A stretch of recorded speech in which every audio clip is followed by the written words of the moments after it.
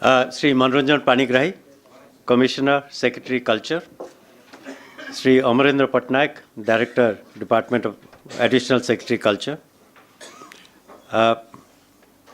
Ms. Bhagyalipi Malla, उपस्थित महाव्यक्ति गणमान्य लोक माने माने आपण मान के सामने रे संस्कृति विषय रे चर्चा करिवार मोर क्षमता नाही आउ in this audience the elite of Odisha the writers the poets the dancers the musicians समस्ते इठी अछंती तो ए पंडित सभा रे भाषण दवा पई मोर कोन क्षमता अछि I am neither a cultural anthropologist nor am I practicing practitioner of culture. Tebe more dita two very weak claims achi to be discussing this issue. Gote hochi I am a student of Odisha's history. Amo BA re history honors re gold medal paithili. Both way seta bi tike qualification. Tebe I didn't deserve that gold medal. That gold medal actually should have gone to a classmate of mine, Tanko Nahuchi Karuna Sagar Behra. But as it happened, I was the recipient. More dutiya qualification hela, je all my life I've been a proud Odia. Mo Bidesh Sevare, 60 varsa khande, I was the unofficial ambassador of Odisha. Mo jouthi jaichi, Odisha culture ro prachar mo karichi. Sithpai I feel very proud. तेबे आज जो कार्यक्रम होची सेथिरे मो भाषण देवा पई आसीनी मो चर्चा करिया पई आसी सेटा टिके मन रखिबे the fact that I have a question mark on the subject is can Odia culture survive globalization question mark fact that I put a question mark on that means that there is no one answer there are many answers that are possible for that. And I propose to discuss that topic through a series of questions and answers. Not as a scholar, not like what Bhagyalipi said, gave the sort of scholastic background of globalization, its implications, economic and otherwise. Mo oversimplify karikiri, kete gude prashna utheibi, taro answer paila pare, we will go to the next step. And then I'll come to the answer to the topic, can Odia culture survive globalization? So please bear with me and let us examine the topic one by one. मुझे English रे कहिबी सेतपाई क्षमा मागुची कारण मु जाने एठी अनेक linguistic warriors अछंती जो माने चाहंतीनी जे ओडिया छडा आ को भाषा रे कथार्थ होबा तांकोटु हम मु क्षमा मागुची मु जाने आपनकर जहाँ दृष्टिकोण मुझे को रेस्पेक्ट करे तेबे there can be many more views of that so मोर मातृभाषा ओडिया मोर कर्तृभाषा इंग्लिश सो मोर कर्तृभाषा रे मो एनालिसिस देबी हैला तेबे let's start with the first question is the simplest one and the most difficult one two answer first question हैला who are the ओडियाज आमे किए where have we come from? Acha, to give the answer, the most obvious answer is, let us look at our history and geography. At least there is no uncertainty about that. Our jo territory, jo geographical location, that is a certainty that we are the people who have lived on this patch of land in eastern India. History dekhiya gale, we have many names of this particular land. It was first known as Kalinga, then it was known as Utkala, and finally it was known as Odisha. Tebe, nobody really knows, at least as far as I know, when these terms started being used and when these terms stopped being used. What I understand is the earliest entity was Kalinga, at least up to the 4th, 5th century BC. This was known as Kalinga. And from Mahabharata time onwards, we have mention of Kalinga. But Kalinga virtually disappears from the pages of Odisha history around the 7th century or so. Strangely, Southeast Asia, where the Sadhavas had gone and the Kalingas had established influence, up to the 10th, 11th century, they still use that word Kalinga. And beyond that, after the 10th, 11th century, Kalinga was used not only for people from Odisha and Kalinga, it was used for Indians. So aji jodi apna Indonesia jibe, kimba Singapore jibe, kimba Malaysia jibe, loke Bharatiyon ko Kling bali kuhanti, Kling or Kellings, which means that the oldest name of a territory was Kalinga, but the influence of Kalinga has remained even to this day. So, who are we? The people who lived here were first known as Kalingas. Then, the Kalinga influence spread to Sri Lanka and Southeast Asia. Then, by the 14th century, by the 7th century, the Kalinga word disappears, and we have references to Utkala. Then, after that comes Odisha. Why Odisha is the question we have to ask. आम जदि ओडिया आम देश हूँ ओडिशा ताले से ओडिया मैंने कौटू आसिले that is a big mystery ये तो बहुत स्पेशलिस्ट अच्छा देवी बाबू बसचंती एठी सामने जे ओडिया शब्दटा आसिला कुआड़ू जहाँ मु पढ़ी it came from the word Odra the Odras were a community or a caste or a tribe we do not know and they spoke a language which is now considered to be Odia किंतु ओडिया भाषार सेमती किसी वर्णना नहीं and from the time of Ashoka onwards Odra Magadhi or eastern Magadhi was a broad language and Odia was supposed to be a part of that language and gradually evolve into Odia. But about the Odros we don't know anything because Odros are generally meant to be cultivators, Odo chasa jab कहती किंतु ସେମାନେ କ'ଣ ଥିଲେ କେଉଁଠୁ ଆସିଥିଲେ କେଉଁ ଭାଷା କହୁଥିଲେ ଏ ବିଷୟରେ ବେଶୀ କିଛି ଜଣା ନାହିଁ ତାହେଲେ କିଏ ଆମେ back to the question who are we ତେବେ if you look at it from the point of view anthropology there are three sources of ethnicity for Odias gote hochi the oldest people of this land were the tribal people there are 62 tribals identified by the government. And I was just talking to Devi Babu before this, 62 identified tribals, but they have perhaps between them, 35, 39 languages. These are our oldest ancestors in this patch of land called Kalinga, Odisha and Utkala. Tapare we had people from the north and we had people from the south. Now whether you believe that Aryans and Dravidians are ethnically different, I do not know. There are different views on that. But certainly we had people who came from the north and people who came from the south.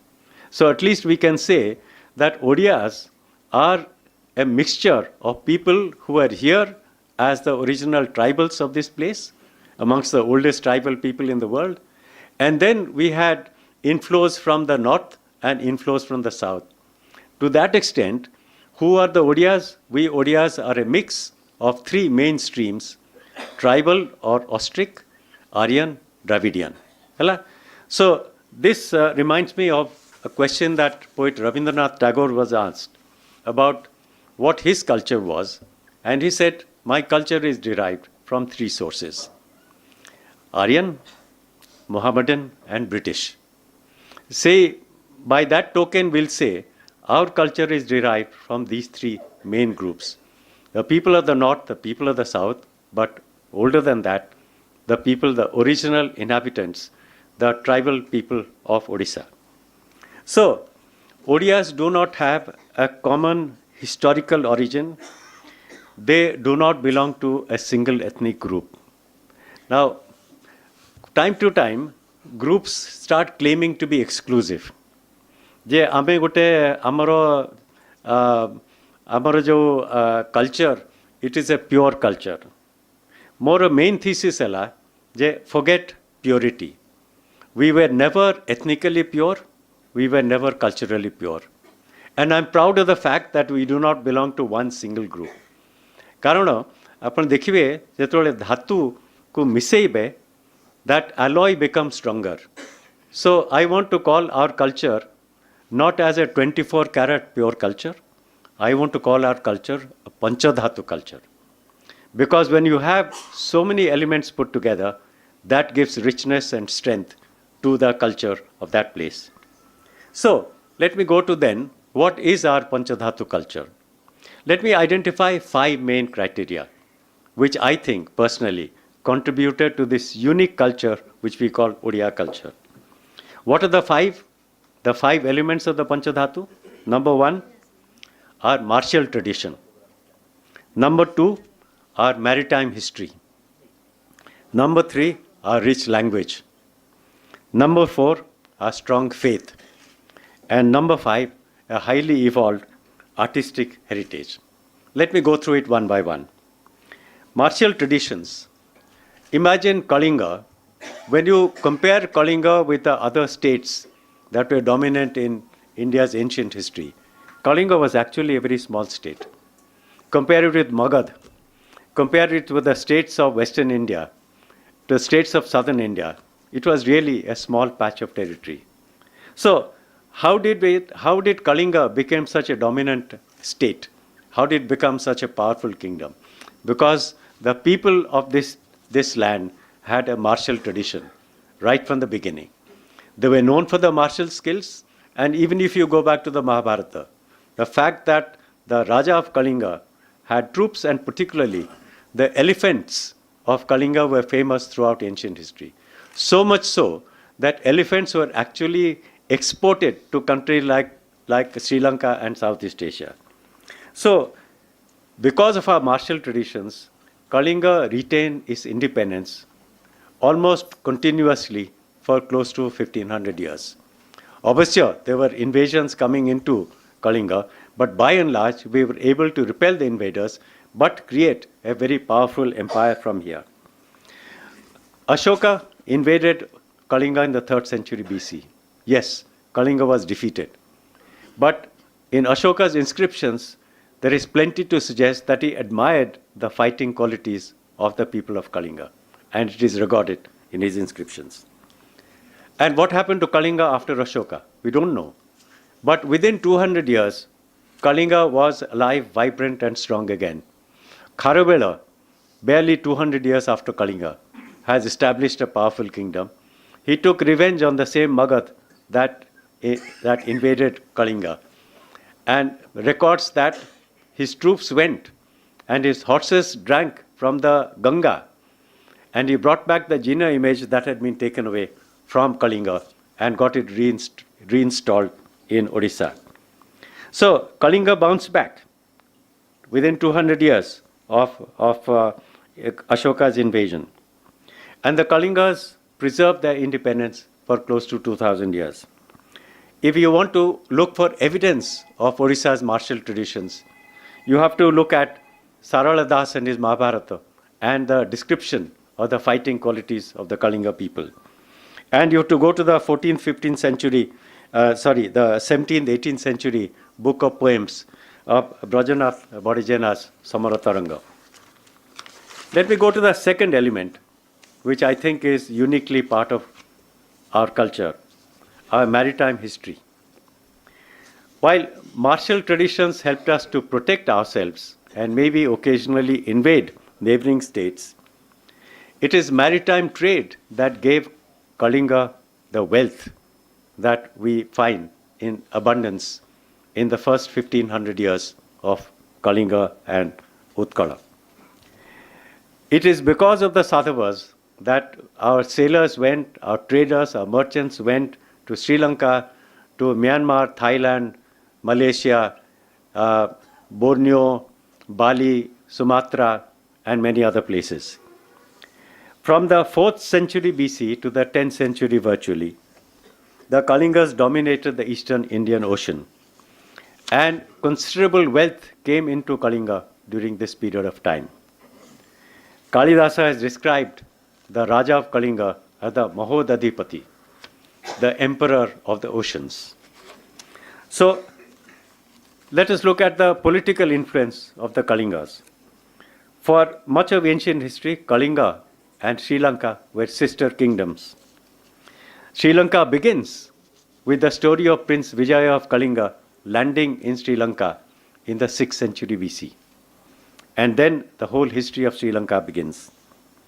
The holiest shrine in Sri Lanka is the tooth relic of the Buddha in a temple in Kandy. That tooth relic, according to Sri Lanka historians, was taken from Dantapura in Kalinga. And Dr. Naveen Kumar Sahu has identified Dantapura with the ancient port city of Palur, which is on the Chilika Lake. In the 12th century, Kalinga was ruled by a ruler called Nisanka Malla. I don't know if she is related to you, Bhagyasri, but Nisanka Malla was a warrior from Kalinga, and when he claimed the throne of Sri Lanka, and when he was challenged, he said, my claim to the throne of Sri Lanka is because I am a prince of Kalinga, and I have descended from Prince Vijaya, who started the Sri Lanka kingdom. So, maritime traditions have been enshrined in the festivals that we still observe in Odisha today. In festivals like Kartika Purnima, Bali Jatra, Khudru Kunangosa, and so on. Let me come to the third element, which we will discuss in greater detail later on, our rich language. Odia, as I mentioned, and I beg forgiveness from Devi Babu in case I make any mistakes, because my knowledge is derived, not derived from research like you. What I understand from the scholars is that Odia has evolved from Magadhi Prakrit. And this was the language that was extensively spoken in most of North India from the time of the Buddha. Odia starts showing up as a somewhat distinct language around the 13th century, but had not fully evolved. And the Odia language we speak today perhaps came into being around the 14th century and is displayed in full form in Sarala's Mahabharata. If that is the case, then let us note very carefully. We are tracing a history of 2,500 years, but the language we speak today is not more than 600 years old. So for those who are the linguistic warriors, I remind you, the language changes, but the culture and history of a people, they continue. So let us not confuse the two. Let me also underline that there are the great rulers of Odisha who did not actually speak Odia. Let's start with Kharavela. He didn't speak Odia. The Solyodbhavas of the 7th century, the Bhaumakara kings of the 8th century, the Somamangsis, 9th to 11th century, the great Gangas and the Gajapati, 11th to 14th century, none of them spoke Odia. Odia came much later in our history. So let us not think that we have a language which goes back to 2,500 years. What our ancestors spoke beyond 600 years was something quite different, which we probably won't be able to understand. So, while my thesis is that while a language, a common language, helps a community to have a common identity, the language is less significant than literature. And here, let us understand, it is our rich literature that we need to preserve as our identity, not just our language. Let me come to the fourth element, which is our strong faith. From earliest times, Odisha has been recognized as a Punya Bhumi, a sacred land.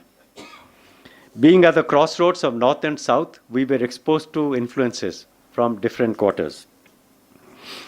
Not to forget that there was a very powerful indigenous tribal population that also helped us to create the faith that our people have. Now, the Adivasis were the earliest to give a solid foundation to the faith of our people. Let us not forget that many preachers have come and propounded their religion on our soil. Mahavira preached his Jaina doctrine in Odisha. King Kharavela himself was a Jaina, and he patronized Jainism in Odisha. Buddhism prevailed in Odisha even before Ashoka came in the 3rd century BC. The first two disciples of the Buddha, according to the Buddhist chronicles, are Tapusa and Ballika, who were merchants from Kalinga. First two disciples of Buddha after he attained enlightenment. And I know Sunil Babu is there. He has done archaeology in Radhanagar and other places. They have actually excavated the stupas dedicated to Tapu Sanbalika. There you have historical evidence. Now, Ashoka's conversion to Buddhism was a landmark, not just for Kalinga, not just for India, for the entire world. But Odisha became a major center of Buddhism and has a big role in the spread of the Buddhist faith throughout the world. All the forms of Buddhism, whether it is Mahayana, Theravada, Tantrayana, Vajrayana, all of them flourished in Odisha from time to time. Equally, Odisha was the center of all forms of Hinduism. The Jagannath Puri, which was identified with Adi Shankaracharya as one of the 4 sacred dhams for all Hindus, that establishes our claim to be amongst the holiest centers of the Hindu faith. Chaitanya Mahaprabhu came and spread Vaishnavism in Odisha and spent his whole life here. And all this while, there was Shaivism also. Shiva worship, Shakti worship was taking part in different pithas in Odisha like Jajpur and Bhubaneswar. Guru Nanak came to Odisha and spread his faith here. One of the 5 original disciples of Guru Nanak, the so-called Panch Pyaras, one of them was a Dhoba from Puri. Let us not forget our contributions to the Sikh faith. And let's not forget that the greatest king amongst the Sikhs, Maharaja Ranjit Singh, was an ardent devotee of Lord Jagannath. And he had actually willed that the Kohinoor should be given to the Jagannath temple. That is another story. What about the Muslims? What about the Christians? We've had Muslims come here. We have had Muslim rulers in this country. There are many holy places associated with Muslims here. What about the Christians? The Christians missionaries have played an important role. They have created educational institutions, hospitals. One of the great leaders of modern Odisha, Madhusudan Das, was a Christian. So, we are proud to be a garden of many faiths. We do not subscribe to one single faith as one single path to God. Odisha has always believed in multiplicity, in pluralism, in inclusion. But we have to acknowledge that Odisha is a garden of many faiths. There is one tree that has dominated the scene, which has towered above the others, and that is the faith of Lord Jagannath. Lord Jagannath has defined the spiritual values of our people in art, music, sculpture, and even in the politics of Odisha. So Odisha is therefore rightly regarded as Purushottama Samrajya, the empire of Lord Jagannath. So let me go to the final point, which is our artistic heritage. From the Dhauli inscriptions of Ashoka to the capes of Khandagiri and Udayagiri, to the beautiful temples of Puri, Konark, and Bhubaneswar, there is a panorama that of stunningly beautiful works of art and architecture covering a continuous period of about 2,000 years. And then you have the performing arts, from tribal and folk dances to Ravan Chaya to the exquisitely beautiful Odissi and Chau traditions of dance. Odisha, for several hundred years, therefore, was known as Utkala, exquisite and excellent in the arts. So, when I say we have a Panchadhatu culture, I'm saying that this is what we have extracted from our history, and this is what our culture is so unique about. And this is why we have to be proud of this culture. But let us now bring this together in an argument about globalization. Globalization, as she said, was brought in actually by the economic forces, that the world is seen as a market, and it is today uniquely one world market that we see today. Therefore, globalization is a force that has integrated all the markets into one. Now, globalization also has serious effects on other aspects of life, not just economics. And culture is very clearly one of them. So, most people regard globalization as a threat, that here is a force that is so powerful that it is going to overwhelm our indigenous and local culture. But my thesis is that we, by nature, we are not afraid of globalization, because my thesis is that right from the beginning, because of the composite nature of our culture, because of our inclusive society, and our interest in the outside world, we actually have been the instruments of globalization in ancient history. Let me try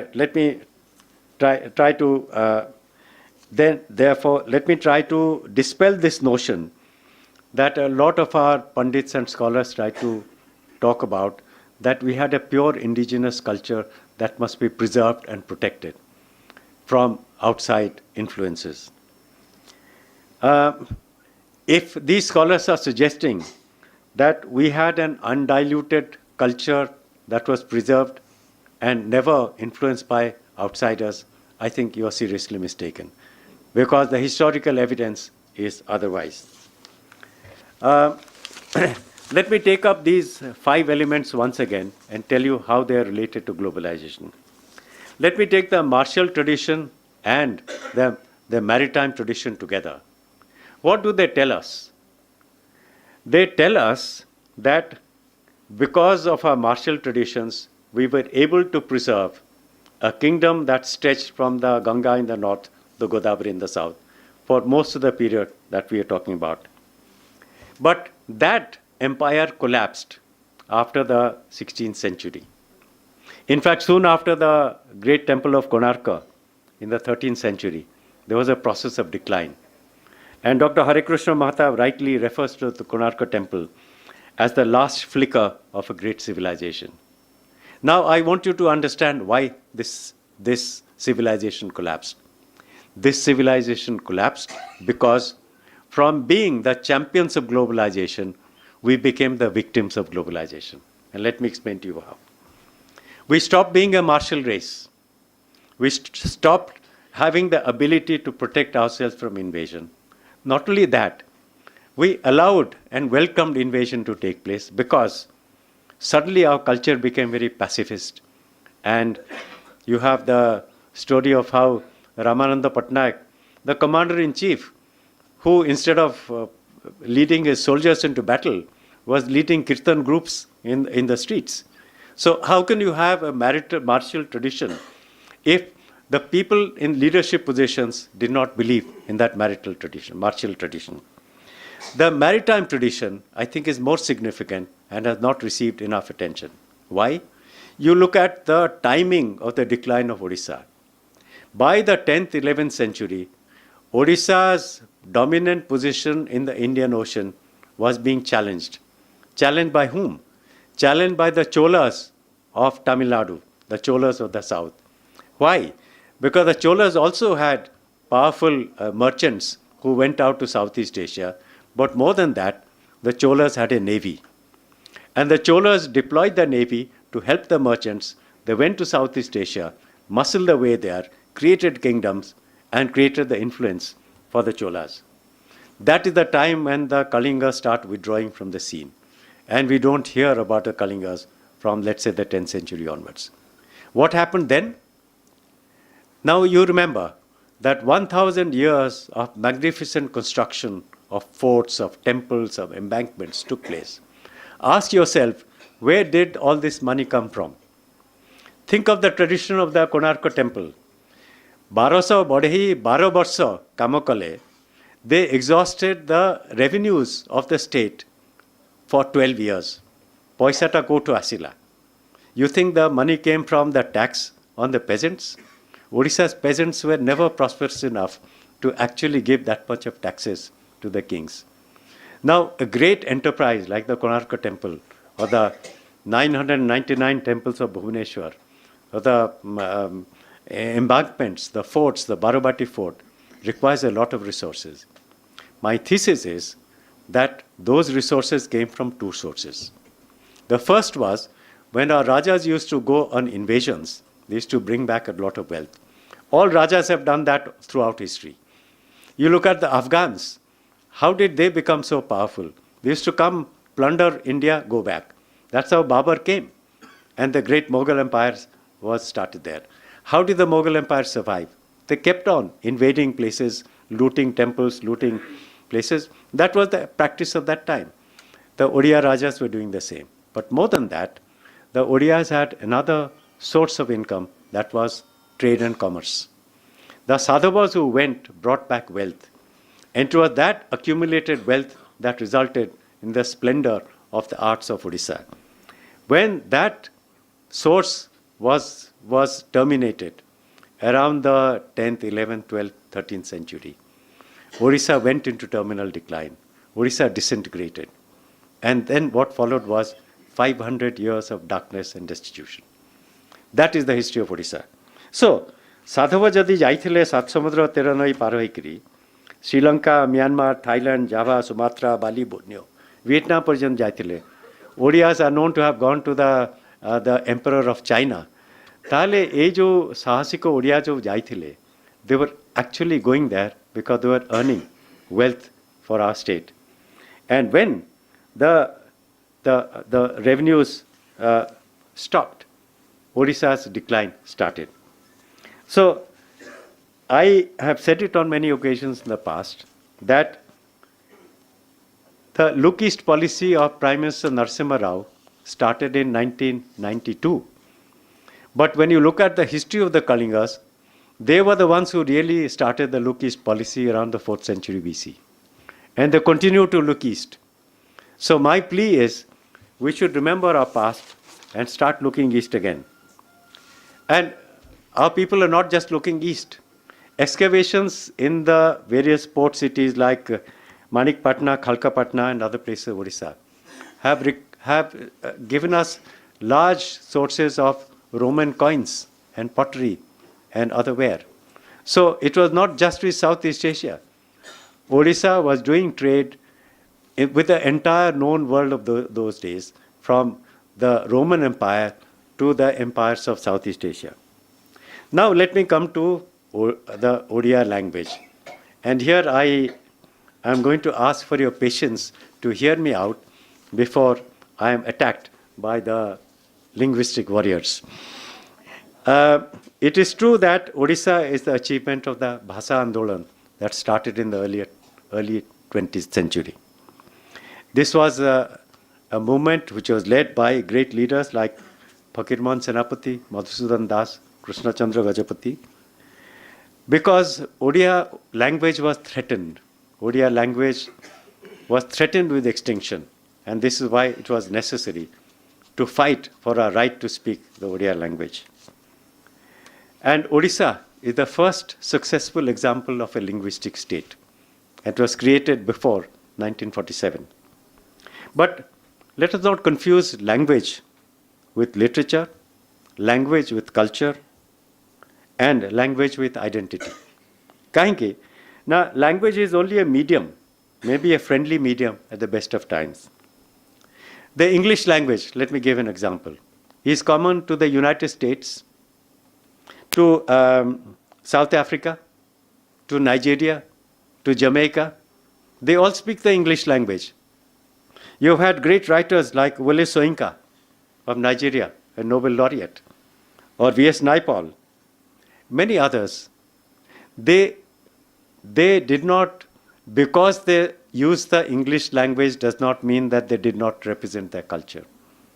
I think they represented the culture with great finesse, with greatness, even though they employed what was distinctly an alien media. English is not their mother tongue, but Wole Soyinka did not write in Swahili, which is generally spoken all over Africa, nor did he write in Yoruba, which is his mother tongue. He wrote in English. So let us keep the door open and not say that language must be the only way, the mother tongue must be the only way of linguistic expression. Besides, let's also understand that a language changes. Like a river, it changes course. So language gathers like the rivers gather mud while they flow down. Language also gathers a lot of elements from outside. So Odia as a language has gathered so much. I was just discussing with Dev Babu.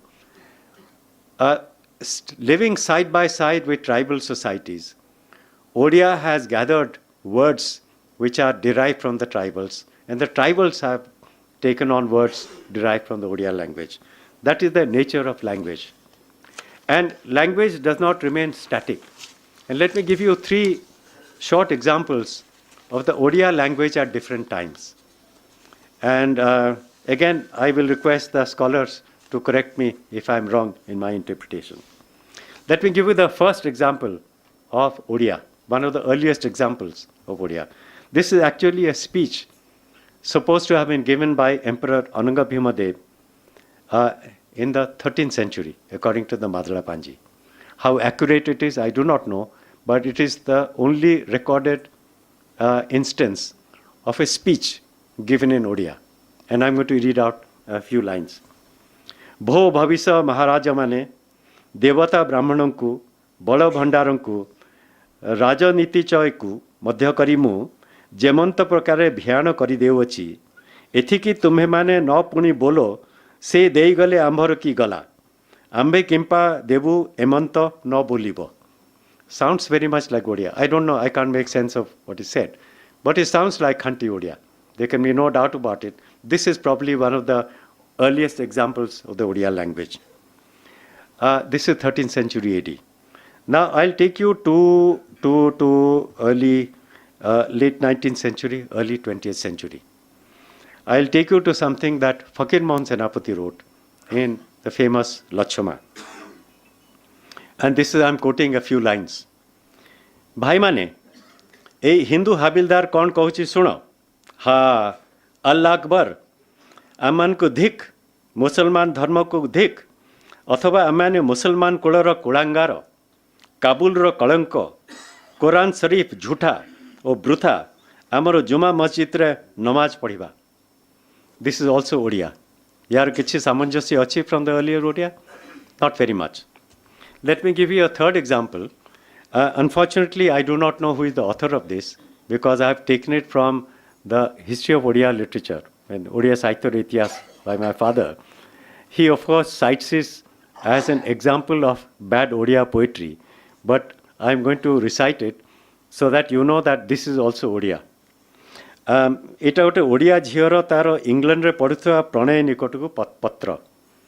ଆଚ୍ଛା, ଏଇ ପୋଏମଟା ହେଲା ପ୍ରିୟତମ ଶୁଣିଲି ତମେ ମାର୍କ୍ସବାଦୀ ହୋଇଛ ତୁମ ସେଲ୍ଫରୁ kits ବାଇରନକୁ ତୁମେ ଚାଲାନ କରିଛ second hand book ଷ୍ଟଲ୍କୁ ଆଉ ତା ବଦଳରେ ଟଲଷ୍ଟୟ ଟୁର୍ଗେନେଭ ଆଉ ଗର୍କି ଏଞ୍ଜେଲ୍ସକୁ କରୁଛ ପୂଜା. ଇଏ ବି Odia. Now, the point I'm trying to make is, in Ananga Bhima's Odia, I'm about to use Khanti Odia. Fakir Mohan ଯେତେବେଳେ ତା ସାଙ୍ଗରେ ଫାର୍ସି ଉର୍ଦୁ ଶବ୍ଦ ମିଶେଇ ଦେଇଛନ୍ତି ସେଟା ବି ଓଡ଼ିଆ. ଆଉ ଏ ଯେଉଁ anonymous poet ମୁଁ ଜାଣିନି ସେ କିଏ ଲେଖିଛନ୍ତି କବିତା କିଏ ସେ କବି ସେ ଯେଉଁ ଇଂଲିଶ ମିଶେଇ ଦେଇଛନ୍ତି that is also ଓଡ଼ିଆ. ସେଇଥିପାଇଁ ଯଦି ପଚରା ହୁଏ ଯେ ଆମ ପିଲାମାନେ ଆଜିକାଲି ହିନ୍ଦୀ ମିଶେଇ ଦେଉଛନ୍ତି ଇଂଲିଶ ମିଶେଇ ଦେଉଛନ୍ତି ସେଟା ଭଲ ନୁହଁ. ମୋର କହିବା କଥା ଯେ ଲାଙ୍ଗୁଏଜ୍ ଇଜ୍ ନ୍ୟାଚୁରାଲ୍. ଯେମିତି ଫକୀର ମୋହନଙ୍କ ସମୟରେ ସେ ଉର୍ଦୁ ଫାର୍ସି ବ୍ୟବହାର କରୁଥିଲେ ସେଟା it was A natural output. English ଯେତେବେଳେ ଆସିଲେ we started using English terms. ଆମ ଅଜା ଯେତେବେଳେ ପିଉଥିଲେ ମେଜ ଉପରେ ବସୁଥିଲେ. ମେଜଟା କ'ଣ? ଟେବୁଲ୍. ମେଜଟା ହେଉଛି ମେଜ୍ ପର୍ସିଆନ୍. ଚାହା ପିଉଥିଲେ. ଚାହାଟା କେଉଁଠୁ ଆସିଲା? ଚାଇନାରୁ ଆସିଲା. କେଉଁଥିରେ ଚାହା ପିଉଥିଲେ? କପ୍ ପିଆଲାରେ ପିଉଥିଲେ. କପ୍ ପିଆଲା ହେଉଛି ଫାର୍ସି ଆଉ ଇଂଲିଶ. ତ ଏଇଟା this is a natural way of expressing. ଯେଉଁ ଶବ୍ଦଟା ପାଖରେ ଅଛି ତାକୁ ସେମାନେ ବ୍ୟବହାର କଲେ.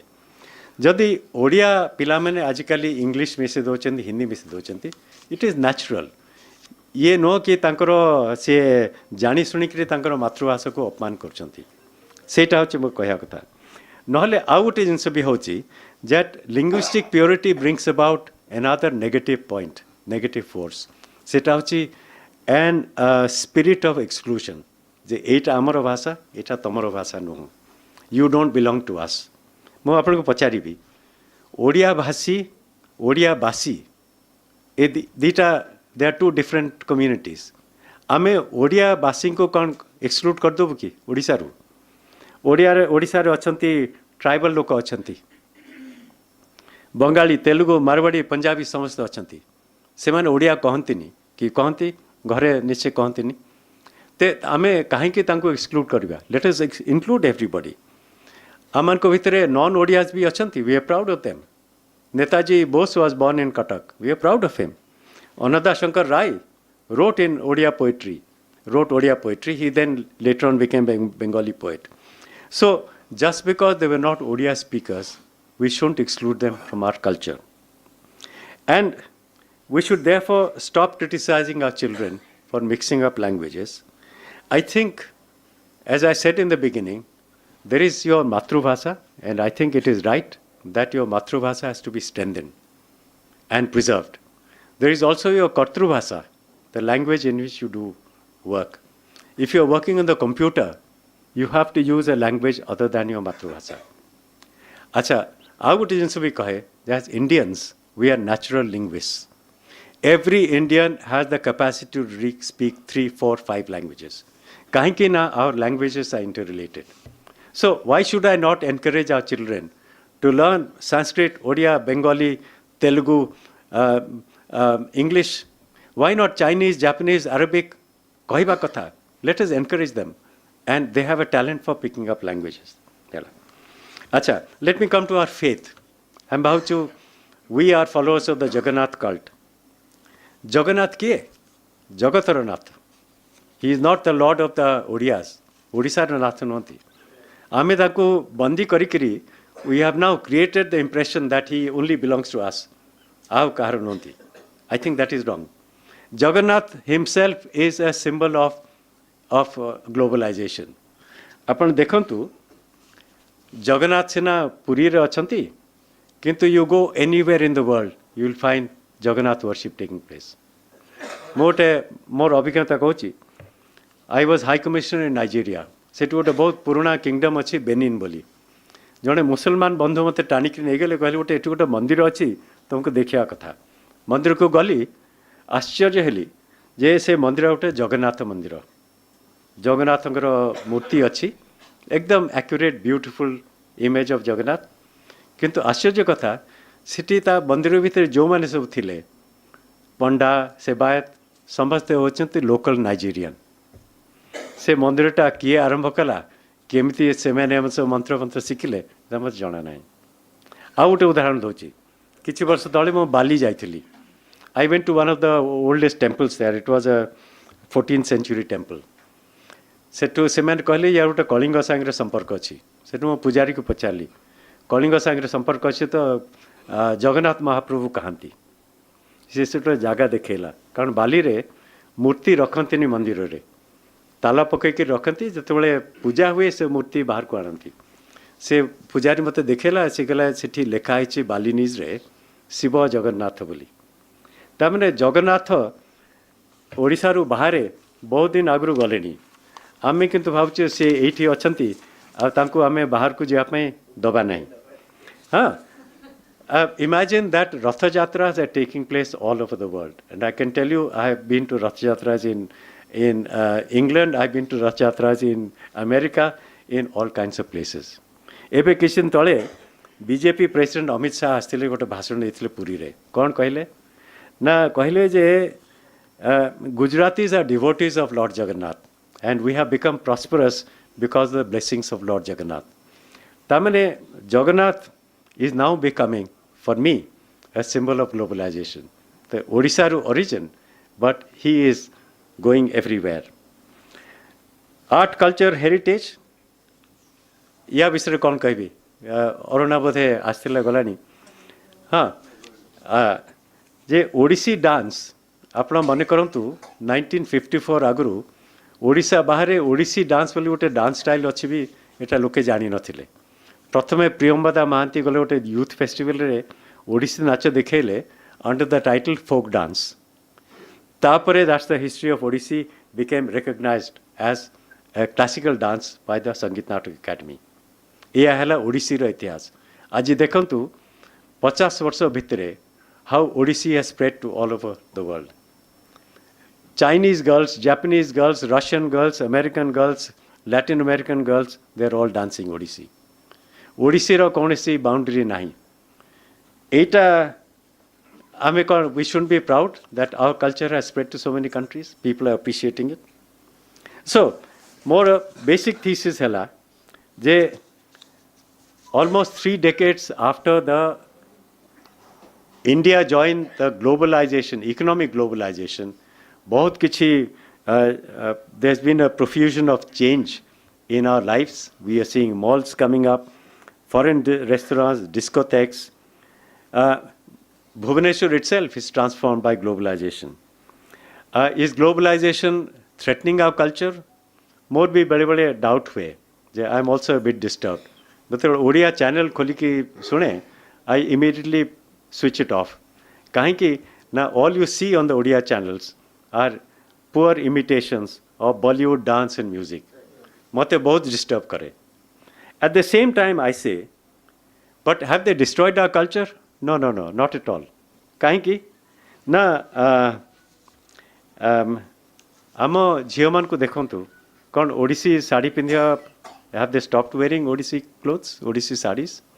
Have they stopped wearing Odia jewelry? Have they stopped eating Odia food? अब आप जो देखिए अब आगुरु एते पिठापणा मिलू नथला आजिकल तो सबुठी मिलुची केते फेस्टिवल होची ओडिसी फेस्टिवल चारिआडे होची ताहले why are we afraid of globalisation मु कहूची we were the original globalisers so we shouldn't be afraid of globalisation our culture is strong enough it has survived 2500 years it will survive. As Winston Churchill had once said in a different context, that Jagannath is rolling. मैंने जगन्नाथ को रथ चालुची. Let us celebrate that. Am I afraid of the globalization of India? The answer is no, no, and no. I'm not afraid of the globalization of India. I'm enjoying the Indianization of the globe, and that is what we should celebrate. Thank you.